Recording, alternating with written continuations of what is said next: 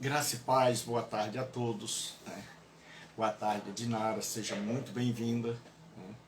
Eu sou o pastor Gilberto Rebouças e nós estamos para mais um estudo bíblico do meio-dia, que acontece de segunda a sexta, sempre ao meio-dia, pelo Facebook. Então nós estamos continuando a percorrer o Novo Testamento. Nós estudamos até ontem sobre 3 coisas que podem nos destruir se não forem devidamente tratadas. Nós vimos que a primeira que nós estudamos, quinta-feira, foi a disciplina negligenciada. A segunda que nós estudamos na sexta foi o testemunho abafado. E ontem, na segunda, nós estudamos sobre a questão do pecado justificado. Hoje nós vamos iniciar mais esse estudo da Palavra de Deus e nós vamos estudar 2 capítulos do livro de Atos, e nós vamos ver qual é a nossa atitude diante dos ataques do mal. Qual a nossa atitude diante dos ataques do mal? Quando a gente lê Atos de 1 até o capítulo 5, mais precisamente até o capítulo 4, nós vamos ver a bênção do Senhor nosso Deus sobre a sua igreja, sobre o seu povo. E é o Espírito Santo derramado, as vidas sendo transformadas, os doentes sendo curados, o Evangelho sendo proclamado, Deus sendo glorificado, a igreja sendo admirada. Deus abençoe também, Regina. E aí, no capítulo 5 e 6, o diabo contra-ataca a igreja. O diabo contra-ataca, e muitas vezes na nossa vida, na minha vida e na sua, nós sofremos ataques contra a nossa vida e nós não sabemos como proceder diante desses ataques. E é isso que nós queremos ver aqui. Qual foi a resposta que os cristãos primitivos da primeira igreja deram a estes ataques? Qual foi a resposta deles para que aprendamos com eles também como nos postar, qual a nossa conduta, qual a nossa postura e qual a nossa resposta para esses ataques? Satanás atacou a igreja internamente, na área moral. Satanás atacou a igreja com a perseguição externamente. E Satanás atacou a igreja para desviá-la do seu alvo principal. Então são 3 blocos que nós vamos estudar nestes dias.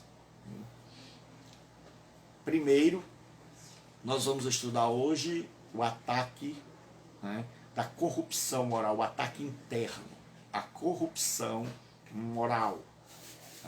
Então Satanás procura tirar a credibilidade da igreja, atacando a igreja na área moral, porque a moral é a base para que você leve avante a proclamação do Evangelho.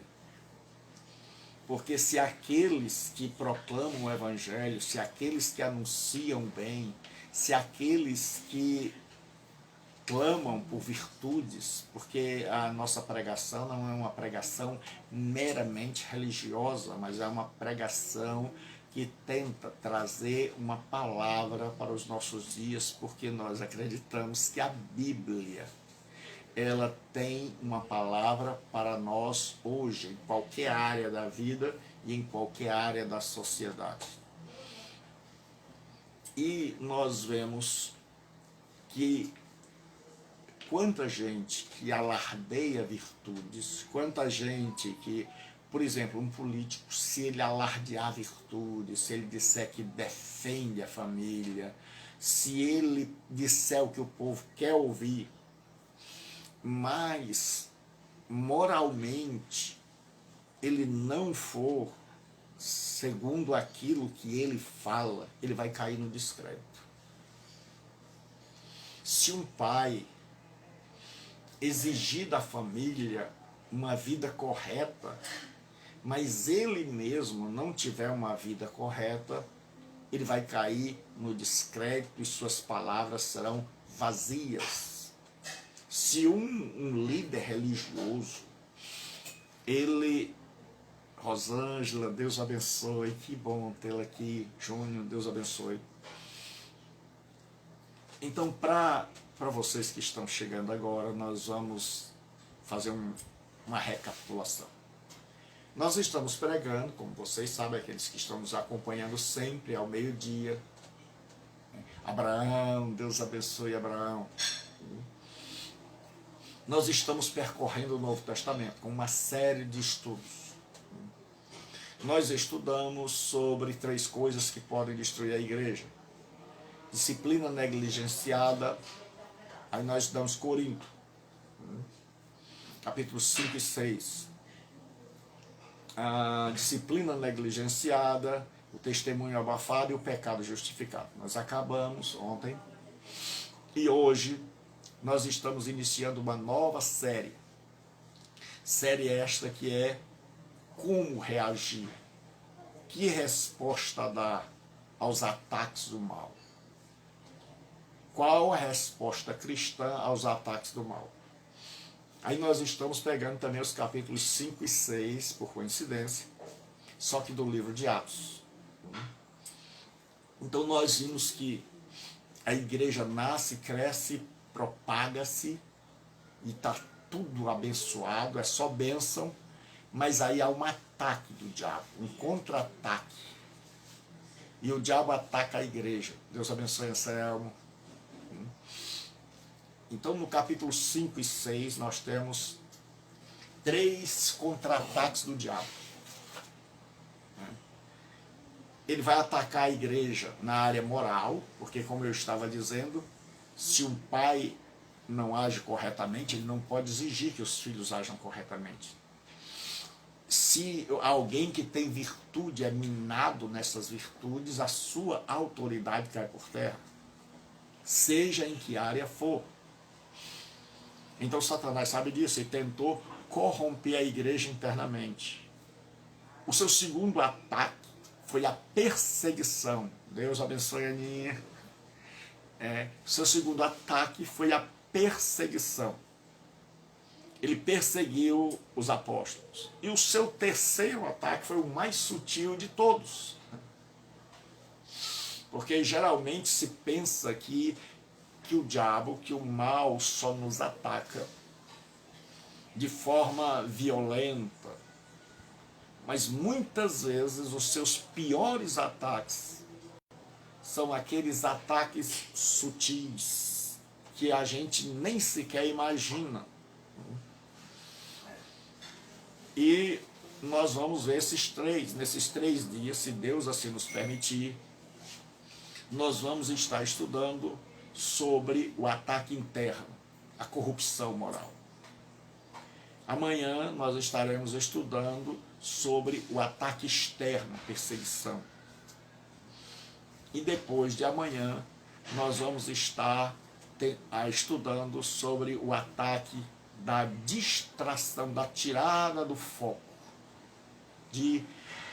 Já que eu não posso corrompê-los, já que eu não posso destruí-los, então eu vou tirá-los do foco, do alvo, da prioridade. Infelizmente, esse tem sido um ataque onde ele tem tido relativamente sucesso. Então hoje nós vamos falar do primeiro ataque, o ataque interno, que é a corrupção moral. Satanás, vendo que a igreja era querida, que a igreja era modelo, que Jesus havia colocado a igreja como exemplo, luz do mundo e sal da terra, ele agora tenta corromper esta igreja. A história que nós vamos ler agora, no capítulo 5 de Ananias e Safira, é uma história que tem como antecedente a história de Barnabé, que vendeu uma propriedade e depositou aos pés dos apóstolos. Para que a gente possa entender, a igreja, ela começa com Jesus e seus discípulos. No dia de Pentecostes ela tem 120 pessoas, ela passa para 3.000, depois para quase 5.000, então é um crescimento rápido e que a igreja ainda não tem estrutura para assimilar e para cuidar de tanta gente. E naquela época era comum muitos judeus voltarem para Jerusalém para ali morrerem. Eles tinham vivido em outros países e eles voltavam para Israel e ali eles queriam morrer, ali eles queriam terminar seus dias de vida. E muita gente deixava viúvas. Então agora tem muita gente na igreja e tem muita gente pobre, tem muita gente que perdeu o marido, tem muitas viúvas. Há uma necessidade muito grande E os cristãos primitivos, generosamente, percebendo a necessidade dos demais, começaram espontaneamente, sem ninguém pedir, a venderem propriedades que tinham a mais, tudo aquilo que eles tinham que era a mais. Por exemplo, a pessoa tinha uma casa de campo que ele não ia, ele vendia. E eles começaram a colocar à disposição dos apóstolos para que fosse revertido em ajuda para aquelas famílias, para aquelas pessoas que estavam passando necessidade. E aí começou-se a se pensar nisso. E Barnabé, tendo uma propriedade, ele já não precisava, ele vende aquilo e ele coloca aos pés dos apóstolos. Colocar aos pés dos apóstolos significa colocar sob a sua administração, para quando houvesse uma necessidade, eles terem recursos para socorrer os necessitados. Então agora começa um ataque. O diabo ataca um casal, Ananias e Safira. E nós vamos ler o texto que diz assim: entretanto, certo homem chamado Ananias, com sua mulher Safira, vendeu uma propriedade, mas em acordo com sua mulher, reteve parte do preço. E, levando o restante, depositou aos pés dos apóstolos.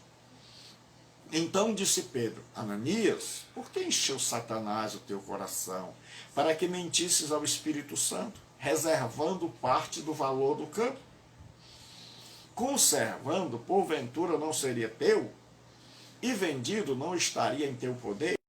Como, pois, assentaste no coração este desígnio? Não mentistes aos homens, mas a Deus.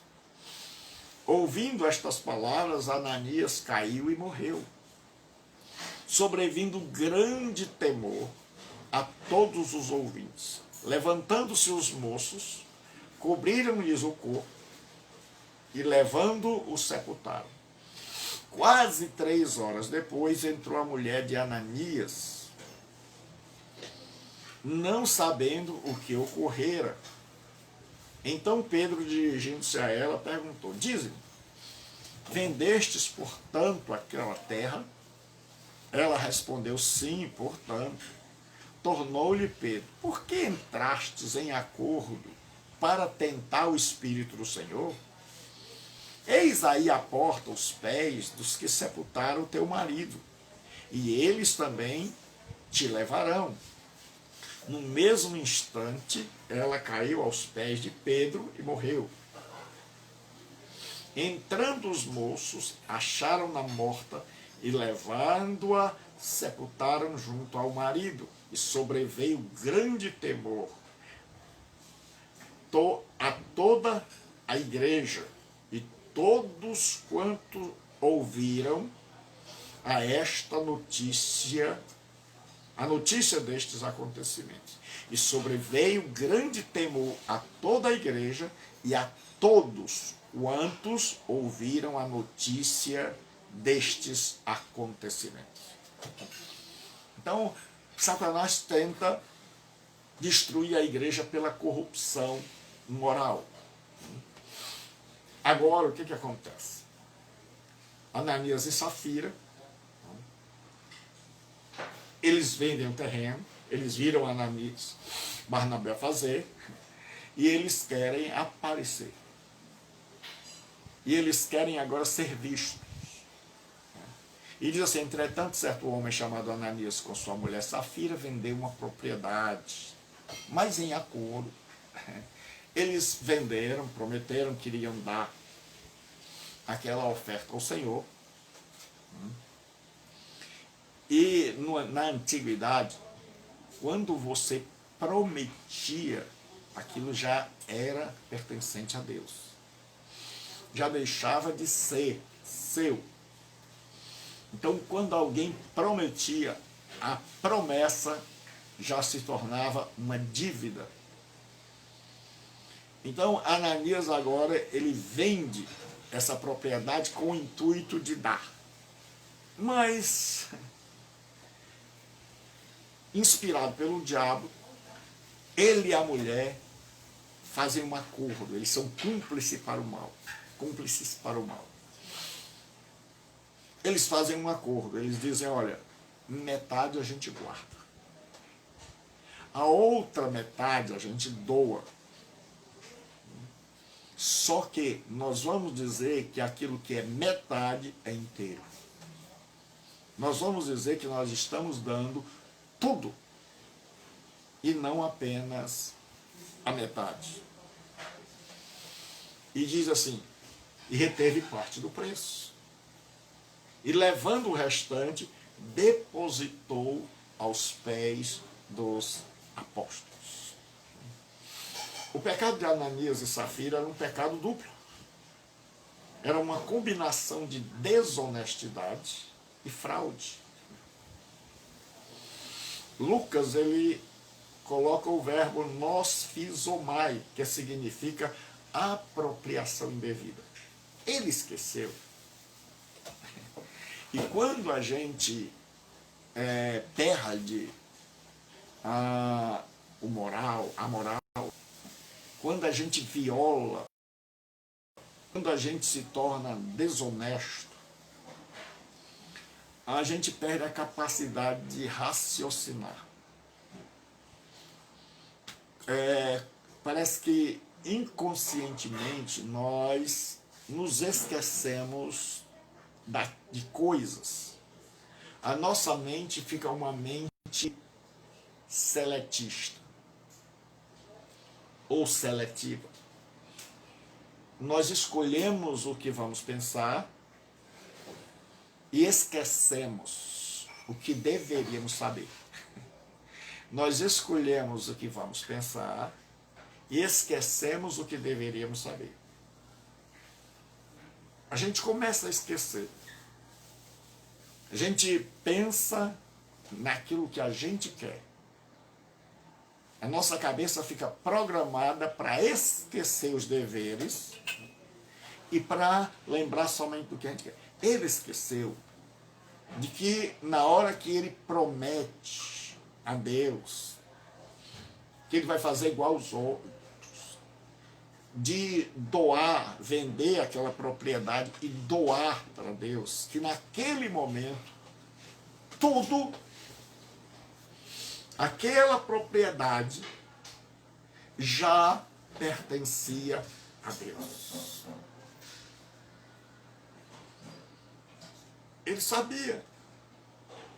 Porque se a gente não conhecer o contexto, a gente não vai entender o grau de corrupção.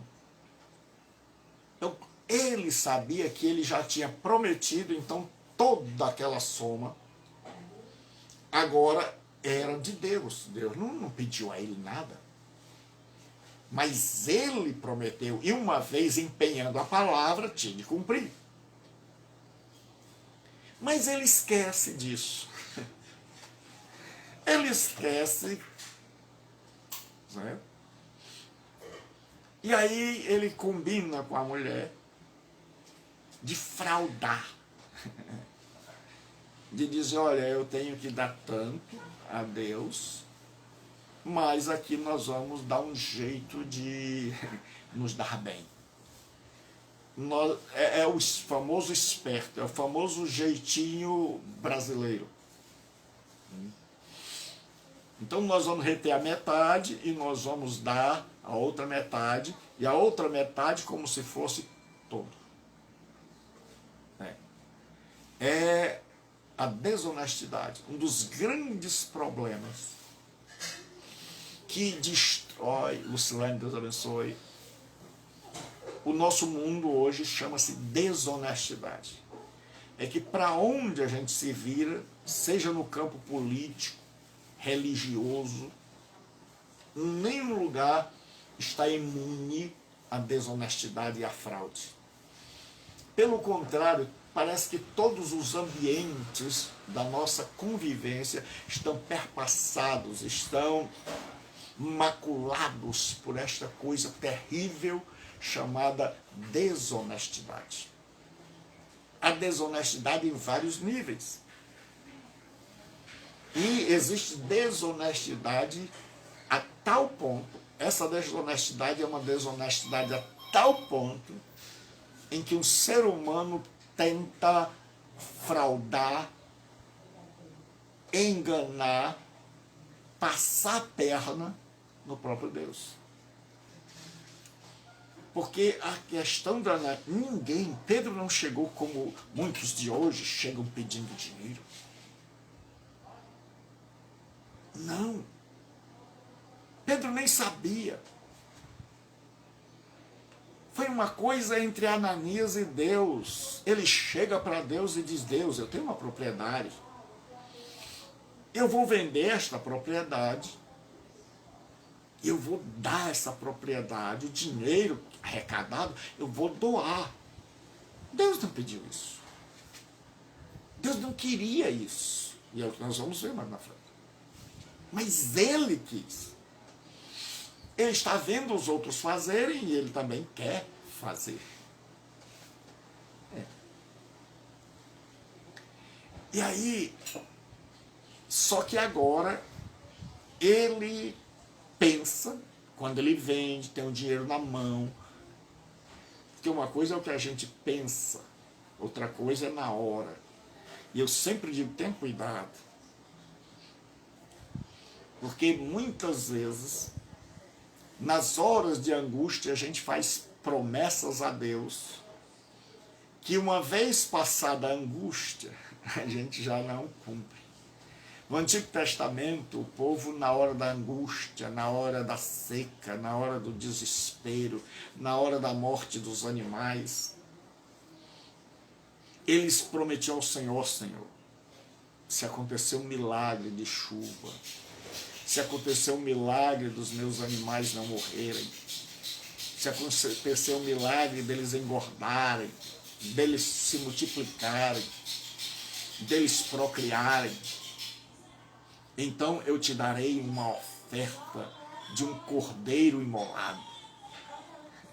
E aí vinha a chuva, vinha a procriação, vários cordeirinhos nasciam. E aí eles lembravam dos votos, das promessas que eles tinham feito a Deus. Só que quando eles olhavam aquele bezerro, aquele cordeiro, gordo, bonito, que uma vez vendido poderia dar uma boa quantia, eles diziam: não, posso dar isso aqui não. Então muitas vezes eles pegavam o restante de um cabrito, de um cordeiro. Eles eram tão desonestos, porque naquela época o pastor, ele ficava cuidando, digamos, de 100 ovelhas. Se uma fosse pega por uma fera, um leão ou qualquer outro predador, ele, o pastor que era responsável, tinha que trazer o cadáver, o resto que sobrou, as pernas. Por isso é que muitas vezes os profetas dizem assim: assim como o pastor traz as duas pernas e a orelha, o profeta vai dizer, porque Israel vai ser destruído, vai sobrar só um pouquinho de gente. Então, naquela época, um pastor trazia o resto que sobrou para mostrar ao dono que ele não tinha roubado. Isso era sinal de honestidade. Dizia: está aqui, ó, a prova de que eu não peguei nada seu. Tem 99 ovelhas aí, uma foi devorada por um animal. Coisa que os irmãos de José não fizeram. Você vê como eles já eram mal intencionados no começo. Então o que acontece? Agora, Ananias, ele prometeu a Deus Mas quando chegava, aí voltando ao Antigo Testamento, quando chegava na hora, o povo não dava um animal com defeito ou um animal dilacerado, que era um animal que tinha sido comido. E aí Deus chamava o profeta e dizia, conta para ele aí. Aí, por exemplo, Malaquias diz assim, ofereça isso ao seu governador, ofereça isso ao seu candidato para ver se você consegue alguma coisa com ele. Porque vocês fizeram uma promessa a mim de uma coisa e agora vocês estão querendo. A questão não é a oferta. Deus não se interessa em meu dinheiro, em seu dinheiro. A questão é caráter. A questão é ser honesto. Deus se preocupa com caráter. Não tem nada a ver com dinheiro. A questão não é o dinheiro, a questão é caráter. Com caráter, Deus se preocupa. E o grande problema aqui é a desonestidade, é tentar ludibriar, é tentar passar perna no próprio Deus. Então isso é o cúmulo da desonestidade, é você achar que você é tão esperto,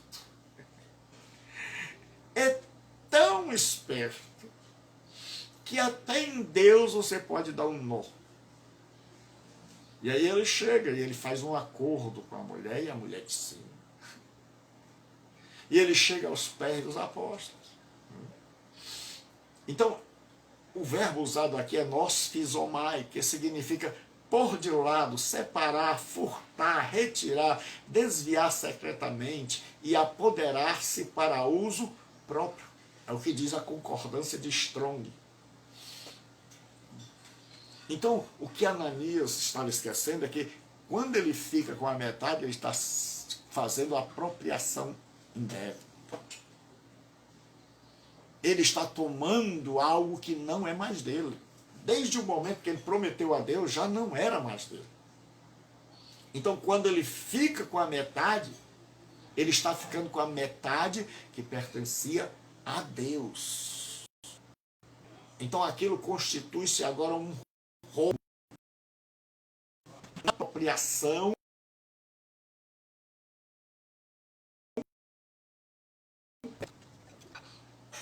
Ele agora tirou.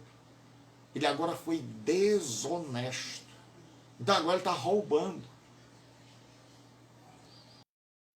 Nesta questão de caráter. Quando nós cometemos desvios de caráter, nós vamos nos arruinando cada vez mais. A gente promete uma coisa e tenta enganar alguém. Para enganar alguém, há necessidade de uma mentira. Para que essa mentira se sustente, precisa da conivência, da cumplicidade de terceiros. Então, é um pecado, é um defeito bola de neve, onde o caráter vai sendo maculado em todas as áreas. E é por isso que nós temos gente hoje com caráter completamente danificado. E o nosso caráter vai definir as nossas ações. Se eu tenho bom caráter, então terei boas ações. Se eu tenho mau caráter, ninguém pode esperar coisa boa de alguém que tem um mau caráter. E o grande problema hoje é que nós avaliamos as pessoas pelo que elas têm e não pelo que elas são. Porque o caráter é o que eu sou. Então nós devemos avaliar as pessoas não pelo que elas têm, mas pelo que elas são. Não se elas podem doar uma vultuosa quantia. Se esse caso tivesse acontecido, como muitas vezes acontece em algumas comunidades da fé de hoje, os líderes tinham ficado super alegres, maravilhados, encantados e tratado aquele casal com uma deferência, e colocado aquele casal no pedestal. Mas aquele trato tinha sido com Deus. E a Deus ninguém engana. E em Deus ninguém passa perna. E Deus não aceita mau caráter. Deus não aceita desonestidade. Deus não aceita que aqueles que se dizem seus filhos, seu povo, tenham desonestidade, tenham um caráter maculado. Então o diabo queria corromper a igreja, porque se aquilo acontece, outros, assim como aquele homem se espelhou em Barnabé, que fez da maneira correta, outros se espelhariam neles, que fizeram da maneira incorreta. Todo mundo começaria agora a dizer, não, vamos dar metade, vamos tentar ludibriar Deus, porque Deus é bobinho. A gente pode prometer uma coisa e depois não fazer. Não precisa a gente ter palavra. Então veja, é uma promessa não cumprida, é a desonestidade, é a cumplicidade para o mal, é uma coisa que vai nos apodrecendo, nos arruinando, nos corrompendo por dentro. E que não fica só aí. Então eu achei tremendo isso que John Stott diz. John Stott diz assim, queriam o crédito e o prestígio da generosidade sacrificial sem ter de arcar com as inconveniências. Vou ler de novo. John Stott é tremendo. Queriam o crédito e o prestígio da generosidade sacrificial. Queriam que as pessoas olhassem assim, puxa vida, o casal maravilhoso, generoso, que abre mão de uma propriedade para ajudar o necessitado. Mas eles não queriam arcar com as inconveniências, ou seja, dar o dinheiro completo. Eles queriam aparecer. Eles queriam o bônus, mas não o ônus. E hoje nós temos muita gente de mau caráter assim, que quer o ônus, quer ser aplaudido, mas quer ser aplaudido por coisas que não fez. Quer ser aplaudido por ter enganado as pessoas. E quanta gente tem sido aplaudida, vista como gente boa, mas que o caráter já se corrompeu. Mas ninguém engana Deus. Deixa eu dizer a você uma coisa. Eu e você podemos ser vistos com bons olhos pela sociedade. Eu e você podemos enganar a sociedade. Eu e você podemos prometer e não cumprir. Eu e você podemos ter um caráter completamente corrompido e ainda assim sermos bem vistos, bem quistos, reverenciados pela sociedade, principalmente nessa época de eleição. Principalmente dentro das igrejas, onde muitas vezes existem cristãos inocentes. Mas eu quero dizer para você, para mim, que Deus não é bobo. Que eu posso tentar passar a perna em todo mundo, menos em Deus. Que Deus conhece o meu caráter. Que Deus não está preocupado em quanto eu dou, ou se eu dou algo. Deus não está preocupado em quem oferta mais. Deus não faz esse jogo sujo de alguns ditos pastores, que de pastores não tem nada, que incentivam as pessoas a uma luta para ver quem dá mais. E aí um chega a dar um carro, o outro chega a dar um dinheiro, e às vezes depois estão chorando porque estão andando a pé. Porque foram vítimas de um espertalhão, que de Deus não tinha nada, que era mau caráter, mas que sabia também que as ovelhas eram também mau caráter, que queriam estar sempre em primeiro lugar. Que mesmo na hora das ofertas queriam ser os primeiros, que mesmo sem poder queriam ser os primeiros, queriam estar sempre aplaudidas. Quem busca muito aplauso corre o risco de afundar e de fazer qualquer coisa para ter aplauso. Era o caso de Ananias e Safira. Eles queriam ser aplaudidos, mas não queriam investir para merecer esse aplauso. E aí, quando eles chegam, eles agora vão ser desmascarados. Ele chega para Pedro, vai. Então disse Pedro: Ananias, por que encheu Satanás o teu coração para que mentisses ao Espírito Santo, reservando parte do valor da propriedade? Puxa.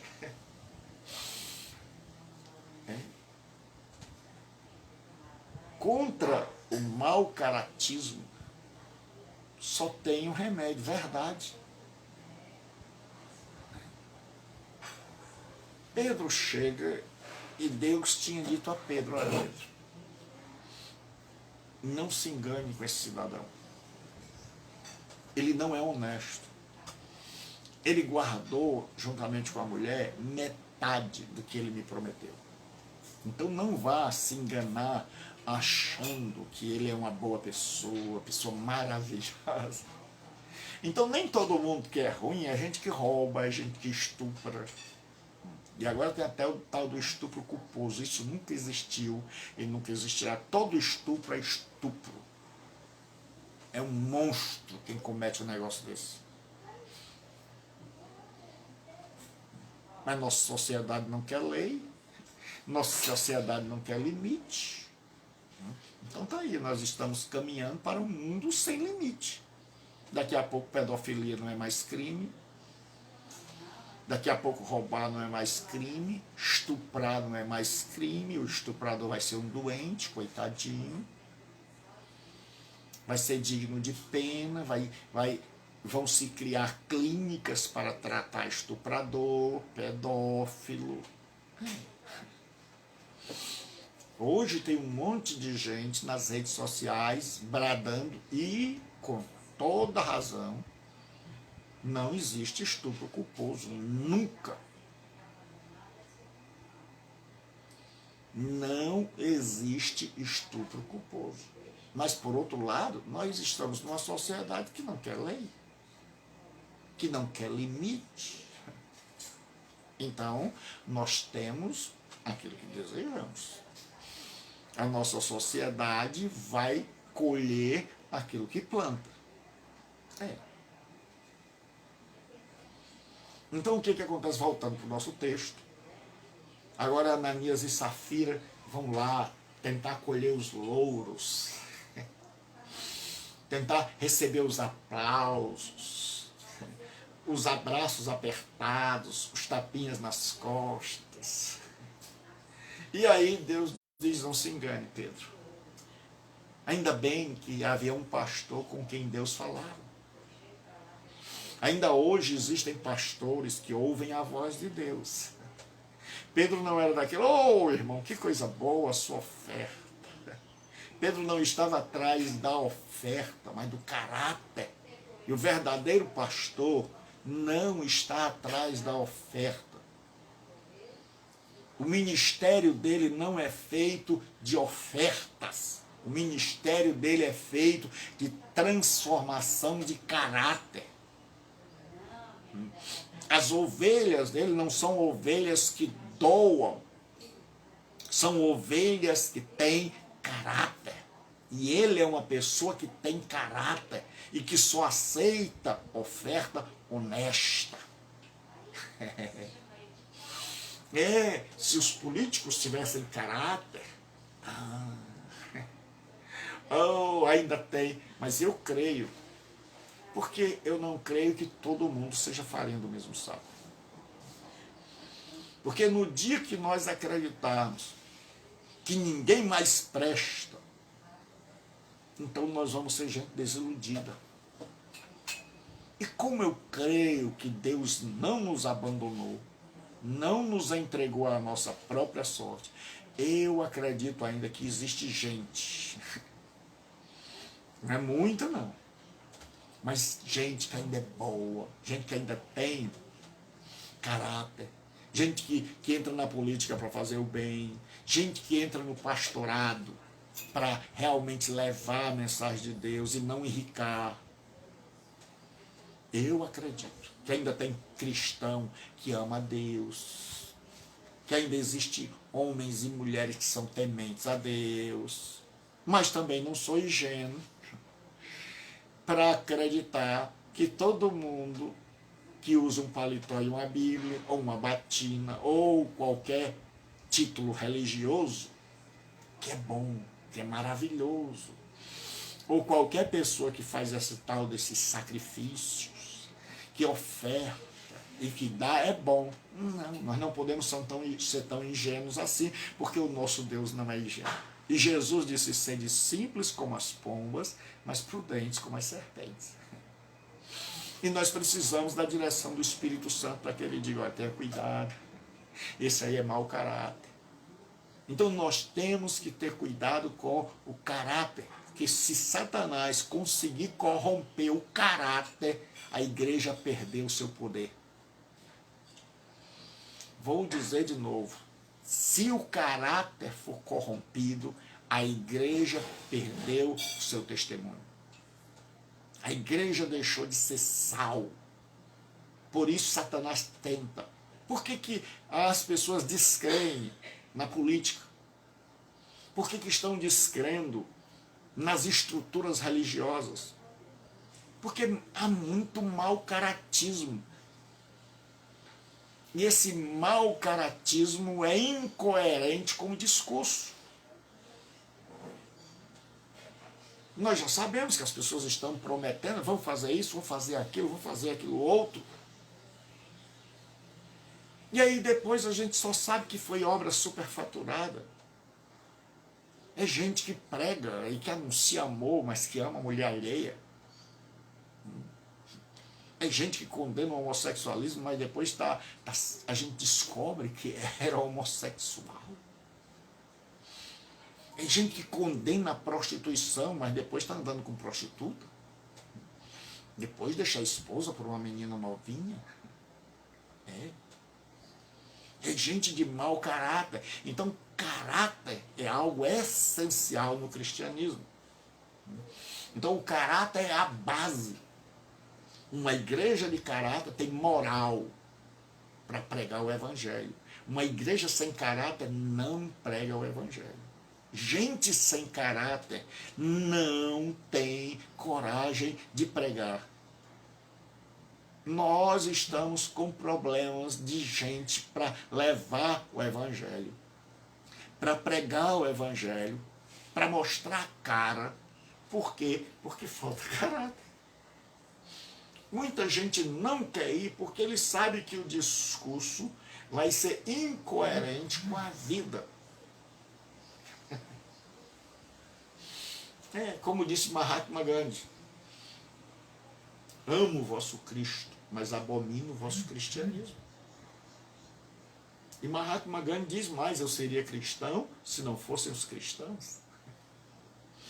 Então, o diabo, se ele conseguisse corromper o caráter de todos, ele teria destruído a igreja. A sorte é que Deus está velando pela sua igreja. A sorte é que Deus não deixou a igreja entregue a si mesmo. A igreja não é minha, a igreja não é sua, a igreja é de Deus. A igreja não é de nenhum líder. Por maior que seja, que ele se auto-intitulou. A igreja é de Deus. O Espírito Santo cuida dela. E ele está preocupado com o caráter da igreja. Ele está preocupado com o caráter da igreja. Então Pedro chega e diz o seguinte: por que você deixou Satanás encher teu coração? Então não deixe que Satanás encha seu coração. Não deixe que ele corrompa seu caráter. Não deixe que ele lhe induza a mentir. Não deixe que ele lhe induza a ser cúmplice de coisa errada. Não queira agradar os outros a Deus. E aí Pedro diz o seguinte: conservando, porventura não seria teu, e vendido não estaria em teu poder? Como, pois, assentaste no coração este desígnio, não mentistes aos homens, mas a Deus? Pedro agora diz o seguinte: olha, quem foi que mandou você prometer?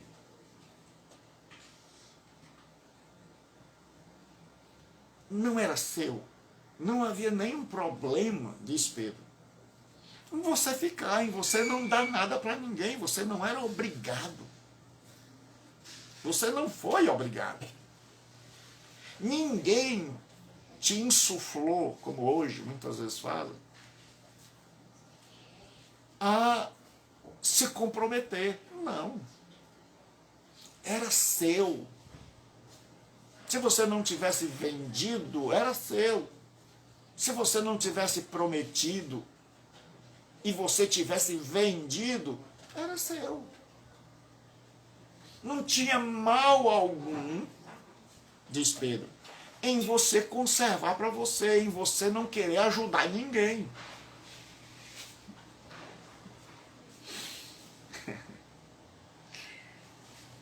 Pedro está dizendo, você ficava no anonimato, mas ele queria a evidência, ele queria as luzes, eles queriam serem vistos, mas não queriam fazer por onde merecer ser vistos. E hoje nós temos um monte de gente que quer ser vista, mas ela não quer fazer por onde merecer ser enxergada, merecer ser vista. Ela quer aplauso, mas ela não quer lutar para merecer os aplausos. E aí Pedro diz assim: por que você fez isso, rapaz? Por que você estava com a cabeça?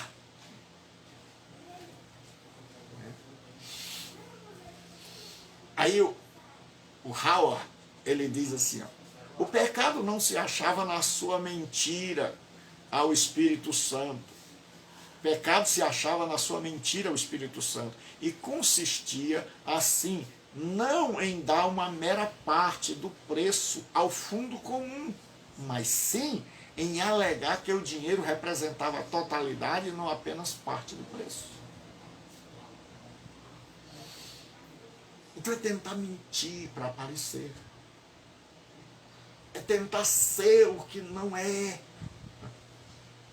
É tentar aparentar o que não é. E hoje o que nós temos de gente que criou um personagem e que não é esse personagem. Nós temos um monte de gente que diz que é feliz, cometendo um monte de pecado, mas quando deita a cabeça no travesseiro, descobre que não é, sabe que não é. Nós temos um monte de gente prometendo coisas que sabe que não vai fazer. Tenha cuidado com as promessas políticas, religiosas. Quando você ouvir promessas, em que a pessoa vai fazer isso, vai fazer aquilo outro, pergunte-se de onde virá o dinheiro para fazer isso.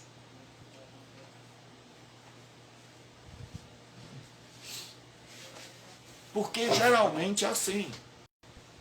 Pastores chegam, prometem um monte de coisa, mas o dinheiro vai sair do seu bolso. Eles prometem, olha, a igreja, que eles dão mais valor ao templo do que às pessoas. É templo de mármore e pessoas rasgadas, passando fome, casa caindo.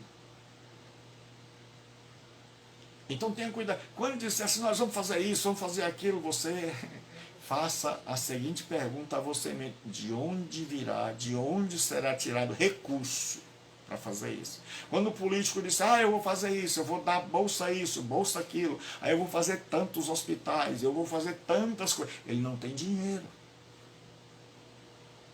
Sabe quem é que vai pagar? Adivinha quem vai pagar? E superfaturado. Um hospital que ele gastaria 1 milhão vai sair por 5. E adivinha para onde vai os 4? E a gente ainda fica assim, coisa, administração, pastor maravilhoso, quando esse homem chegou aqui, a igreja foi transformada. Os membros são os mesmos, a vida não mudou nada, só o que mudou foi o tempo. E depois ainda tem a falta de sensatez de chegar e dizer assim, irmãos, quando Jesus vier, esse templo vai ficar. Quem vai subir somos nós. Ora, se você investiu tudo no templo, se você cuidou mais do templo do que de gente, como é que você tem coragem de dizer, tudo isso aqui vai ficar? E se você pensa realmente assim, então por que está investindo tanto em estrutura arquitetônica e não em gente? Quanta incoerência, quanta loucura, quanta insensatez. E tem um monte de gente que não para pensar nisso. Fulano está dizendo que esse templo não vai subir, esse templo vai ficar, esse templo vai ser transformado.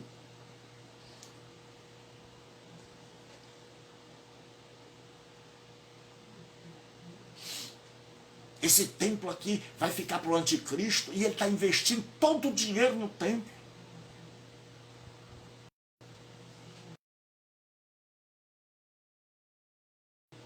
Em gente, em seres humanos, para ensinar, para dar uma melhor qualidade de vida, para abençoar as pessoas que ali estão. Sabe por quê? Porque se você abençoar pobre, não dá voto. Se você abençoar bairro que está com esgoto a céu aberto, não dá ibope, não dá voto. Mas fazer viaduto, mas construir na beira-mar, isso traz dinheiro. Mas botar policiamento na beira-mar para turista dá dinheiro. Mas cuidar de bairro pobre, de menino pobre, não, isso não dá dinheiro. Isso não dá visibilidade. Assim também é na igreja. Cuidar de gente humilde, simples, que não tem um dízimo alto, não ajuda a construir templos. Não ajuda a manter as estruturas milionárias. E aí a pessoa tem que se corromper. Quem há algum tempo, que você vai saber, discursava contra a teologia da prosperidade, agora é defensor. Porque agora ele criou uma estrutura milionária que precisa de milhões. Então agora todo mundo precisa ter dinheiro. Aí vem aí a pandemia, fecha tudo. E aí a gente aprende a confiar em Deus para dar o alimento necessário. Então Pedro chega e diz assim, olha, por que você fez isso? Você não precisava fazer isso, rapaz.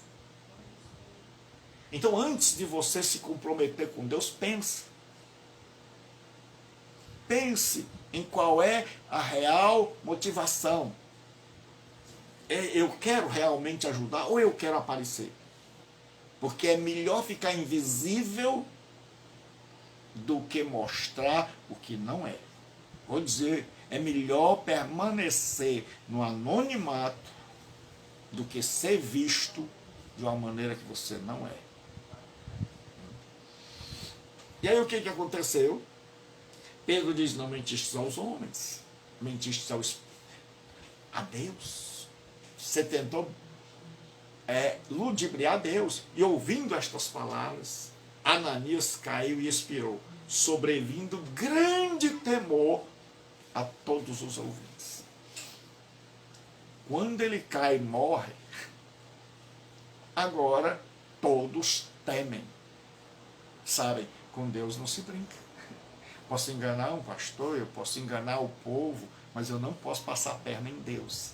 Então, o que o diabo queria, que era tirar o temor, avacalhar o negócio, ele deu um tiro no pé, porque agora, com a disciplina, com Deus punindo, ao invés da igreja perder a credibilidade, ela ganha credibilidade. Porque sabe que Deus não poupa nem os seus. Sabe que quando é questão de caráter, quando alguém tenta enganar Deus, esse alguém será punido. E a punição divina faz todo mundo agora ficar se tremendo. E o diabo agora fica atribulado. Porque ele pensou em solapar, em corromper a moral da igreja. Em fazer com que a igreja perdesse o crédito. E que as pessoas deixassem de admirar, de temer a Deus, de achar que todo mundo podia ser mau caráter. Mas agora, quando Ananias e Safira, quando Ananias cai duro, todo mundo tem medo. Alguns estudiosos acham que o temor dele, por saber que Deus estava vendo, fez ele ter um infarto. Fez ele cair duro. E tem muita gente que, se não se cuidar, ou cai duro agora, ou no dia do juízo. Quando Deus disser, você pensa que eu não sei o que você fez lá na política? Você pensa que eu não sei o que você fez no seu gabinete pastoral? Você pensa que eu não sei as combinações, os conchavos que você fez com a sua esposa, com os seus vizinhos, com os poderosos? Você pensa que eu não sei? Você pensa que você me passou a perna? Você pensa que a vida toda você fez todo tipo de maracutaia, de tramóia, e eu não sabia? Um dia, nosso caráter vai ser explicitado. Paulo diz que um dia Deus vai mostrar os segredos do coração dos homens. Um dia nosso caráter vai ser colocado assim fora, escancarado. Se nós somos bom caráter ou mau caráter. E aí agora todo mundo teme. E aí o que acontece? Então levantaram seus moços, cobriram-lhe o corpo.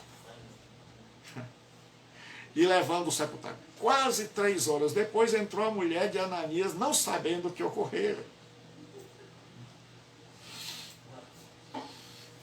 Agora Deus dá a ela a oportunidade daquela mulher se arrepender. Porque quando a gente tem mau caráter, Deus dá a oportunidade da gente mudar. No espaço de 3 horas, aquela mulher viu o marido não chegar em casa e ela chega. Ele foi lá para a igreja. Então, aconteceu alguma coisa. Ela não imaginava que o mau caratismo dele havia sido descoberto. Então Deus está dando tempo àquela mulher dela pensar, de parar e dizer, rapaz, erramos. Vou lá e vou falar que eu errei. Mas não. O grande problema é que muitas vezes Deus dá chance a gente de se arrepender, mas nós não nos arrependemos. A gente perpetua o erro. A gente não vê cada dia como a oportunidade que Deus nos dá para mudanças. Então Pedro, dirigindo-se a ela, perguntou, diz-me, vendeste, portanto, aquela propriedade? Está dando a chance a ela. E dizer assim, foi não. De dizer, olha, eu estou arrependida. Deus tem 3 horas para pensar, e Deus está dando tempo para nós pensar, para nós refletirmos. E Pedro ainda pergunta, quando ela chega lá, Pedro pergunta, foi portanto? Ela respondeu sim, portanto, ela concorda com o mal. Não adiantou o tempo, não adiantou a pergunta, o caráter dela não mudou. Ela persistiu na mentira. Ela ficou do lado do marido e contra Deus. E é isso que muita gente tem ficado. Muita gente tem ficado do lado da esposa, do lado do marido, do lado do erro. E sempre que o ser humano tem um mau caráter, ele fica do lado do erro. E ficando do lado do erro, o que nós não sabemos é que a gente está contra Deus. Escute o que eu vou lhe dizer. Todas as vezes que nós optamos pelo erro, nós estamos contra Deus. Vou dizer de novo. Todas as vezes que o ser humano opta, escolhe ficar do lado do erro, ele está contra Deus. E esta mulher optou. Ela tinha 2 lados, ela podia ter passado para o lado de Deus. Ela podia ter se arrependido. Ela podia ter dito, rapaz, meu marido errou. Meu marido errou, nós erramos, foi um momento de fraqueza. Isso mostraria que ela tinha caráter. Mas não. Ela preferiu ficar do lado do marido mentiroso. E de que lado nós estamos? Eu e você. Nós estamos do lado da verdade, do lado dos mentirosos, do lado dos verdadeiros ou do lado dos falsos, do lado do justo ou do lado dos injustos. De que lado nós estamos? A quem nós apoiamos? Com quem eu e você concordamos? Com quem você concorda? É com quem te aplaude ou é com quem te diz a verdade? E o nosso caráter é visto assim. O lado que eu estou, o lado que eu escolho, revela o meu caráter. Vou dizer de novo, o lado que eu escolho revela o meu caráter. Porque muitas vezes você nem concorda, mas por covardia você escolhe o lado errado. Não é aquilo que você pensa. Mas por não ter peito de dizer a verdade, você acaba se omitindo e cometendo o pecado da omissão e da covardia. E essa mulher não teve coragem de falar a verdade e de passar para o lado de Deus. E aí o que ela não aproveitou? Tornou-lhe Pedro, por que entrastes em acordo para tentar o Espírito do Senhor? Eis aí à porta os pés dos que sepultaram o teu marido, e eles também te levarão. Ou seja, você teve a oportunidade, mas você não mudou. Você teve tempo, mas você não mudou. E tem um monte de gente que frequenta a igreja e não muda. E que mudou por fora. E que aparenta, mas não mudou por dentro. Nós temos um monte de gente no mundo que nunca muda. Que está fazendo erro. que está do lado errado, que tem mau caráter, mas que não para refletir que o tempo que Deus está dando, ele pensa que Deus está pactuando, que pensa que Deus se vende, que pensa que Deus se alegra com oferta. E aí vai levando a vida sem mudar. Continua com o mesmo mau caráter. Entra na igreja com caráter, com mau caráter. Esse mau caráter, ao invés de melhorar, de ser transformado num bom caráter, piora. Entra na política, o caráter piora. Casa, o caráter piora. E o tempo vai passando, o tempo vai passando, o tempo vai passando, e o caráter não é transformado. E a pessoa entra na igreja, faz cursos, faz faculdade, pós-graduação, mas o caráter não muda. O caráter continua mal, é eleito. Se casa, se torna pai, mas o caráter não muda. Se torna pastor e ainda é mau caráter. Se torna padre e ainda é mau caráter. Porque se o caráter não mudar, a nossa religião não serve para nada, é lixo. Religião destituída de caráter não serve para nada. Jesus disse: se o sal perder a sua capacidade de salgar, para nada mais presta, senão para ser lançado fora e pisado pelos homens. Que era o que o povo de Israel fazia na época da neve. Israel tem de contrastes. Tem tempo que está nevando, tem tempo que está um calor. Então, na época da neve, quando a neve derretia, o povo jogava aquele sal que tinha se tornado inútil. Porque tinha um composto no meio do sal que era branco e duro. Parecia sal, mas não era. Então, quando tirava o sal, porque muita gente pergunta, mas o cloreto de sódio nunca deixa de ser sódio. Cloreto de sódio. E Jesus disse que o sal perde. É porque no sal daquela época havia um componente misturado ao sal que sobrava. Você usava o sal até ficar só aquela pedra branca que parecia sal, mas não era. E aí o povo jogava nas escadarias para ninguém escorregar. Aí o povo pisava em cima. Aí evitava de escorregar. E todo mundo pisava em cima daquele sal que não prestava mais. Que parecia sal, mas que na verdade não era. E tem um monte de gente hoje que não tem caráter, que não testemunha, e está servindo simplesmente para envergonhar o nome de Cristo. E aí aquela mulher levou.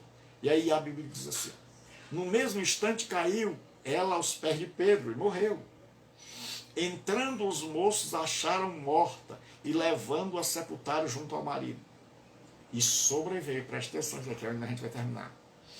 E sobreveio grande temor a toda a igreja e a todos quantos ouviram a notícia destes acontecimentos. E agora não foi só um, mas a morte desse casal é aquilo que a gente chama males que vem para bem. Agora, estes mau caráter são punidos. E aí, o que o diabo queria, que ela tirar a credibilidade, agora a credibilidade aumenta. Está todo mundo dizendo assim: Paulo, não prometo mais nada que eu não possa dar. E se eu prometer, eu dou. E agora está tudo que é marido pedindo perdão à mulher, tudo que é mulher pedindo perdão ao marido.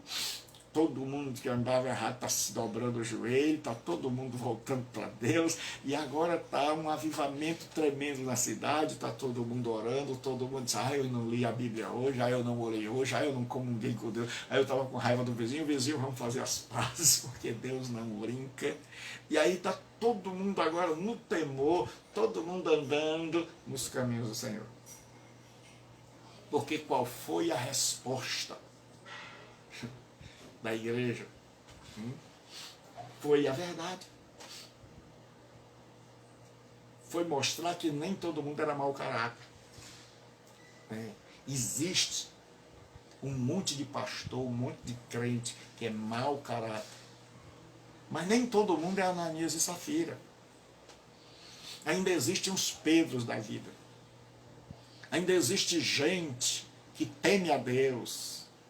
Ainda existe gente que não está interessado no que você pode dar, mas no que você é. Ainda existe gente que não se ilude com o dinheiro, mas que ainda conhece caráter. E quando o nosso caráter é horrível, o futuro é igual. Nem o mau caráter vai ter um bom futuro. Mas hoje, assim como Deus deu uma chance à mulher de Ananias, a Safira, para que ela se arrependesse, ela não se arrependeu, Deus espera que você não faça o mesmo.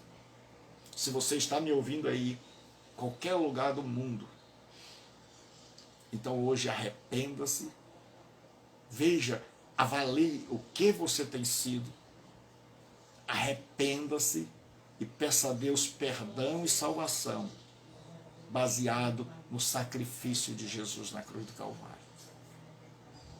Receba a oportunidade que Deus está te dando e aceite a Jesus como seu Senhor e Salvador e diga a Ele: Senhor, muda meu caráter. Você que está afastado dos caminhos do Senhor, reconcilie-te logo. Você que está dentro da igreja, criou um personagem. Você não é isso. Você aparenta, mas não é. Hoje, rasgue seu coração para Deus.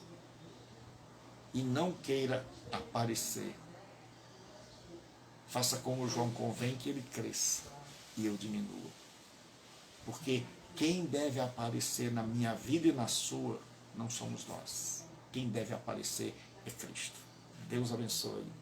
Hoje à noite, aula no nosso seminário. Você quer fazer o seminário? Você quer estudar sem sair de casa?